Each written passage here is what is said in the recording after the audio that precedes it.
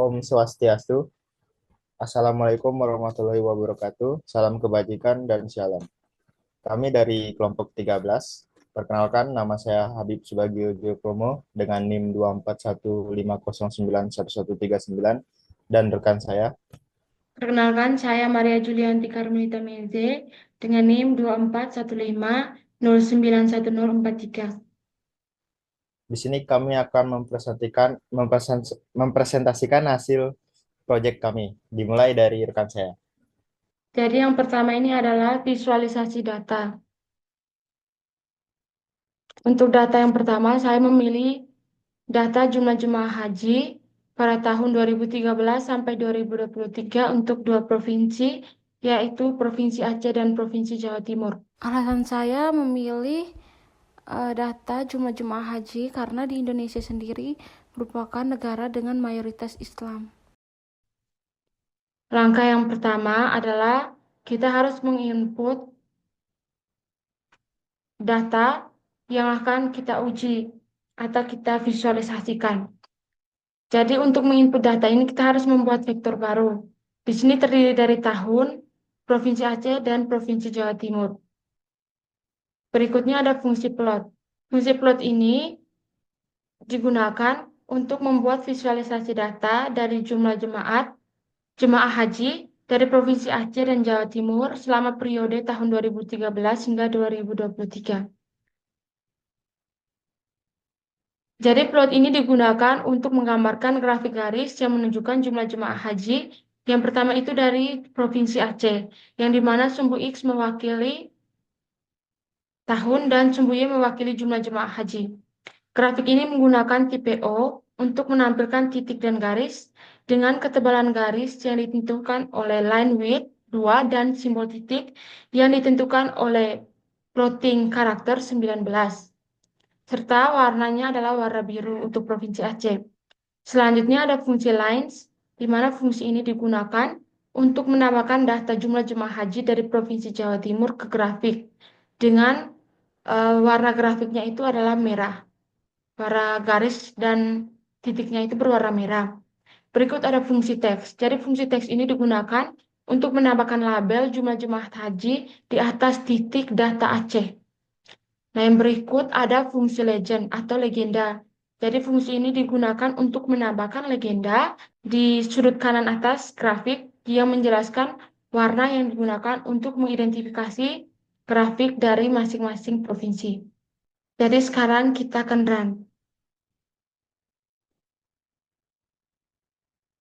Jadi ini adalah grafik yang dihasilkan dari kode yang kita input tadi. Nah, untuk yang Aceh itu berwarna biru. Kan tadi di atas kita meminta untuk menambahkan teks di grafik garis dan titik untuk Provinsi Aceh. Jadi di sini. Kenapa perlu untuk ditambahkan? Karena grafik ini dimulai dari 10.000, sedangkan untuk Aceh yang paling rendah itu 2.000. Jadi itu perlu ditambahkan identitas atau karakternya agar tidak membingungkan. Berikut yang warna merah ini adalah grafik untuk Jawa Timur. Untuk grafik yang kedua ini saya memilih pie chart. Jadi yang pertama kita harus membuat vektor baru yaitu total jemaah untuk menginput jumlah jemaah dari kedua provinsi pada urutan data yang ke-11 atau pada tahun 2023. Kemudian kita menambah labelnya Aceh dan Jawa Timur. Dan berikut fungsi pie-chart-nya. Itu ada pertama itu pastinya vektor barunya tadi, terus ada labelnya, label yang ini. Kemudian warnanya untuk Aceh itu warna navy dan Jawa Timur saya memilih warna light blue. Untuk judul grafiknya nanti adalah proporsi jumlah jemaah haji tahun 2023.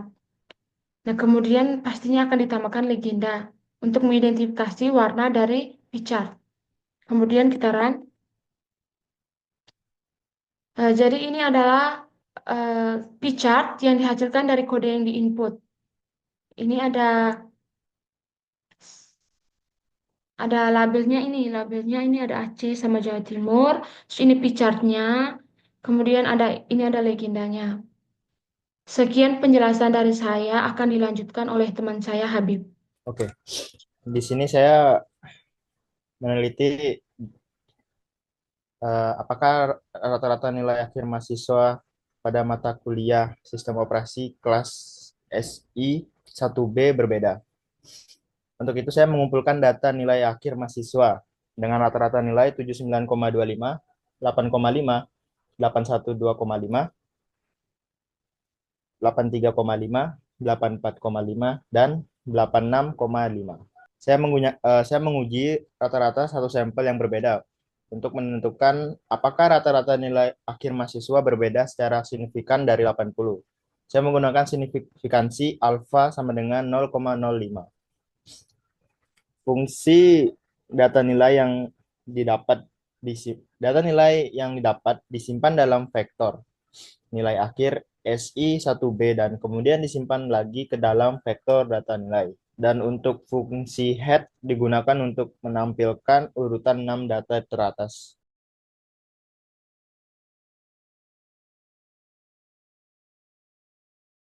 Dia bakal ngeluarin angka nilai 6 teratas.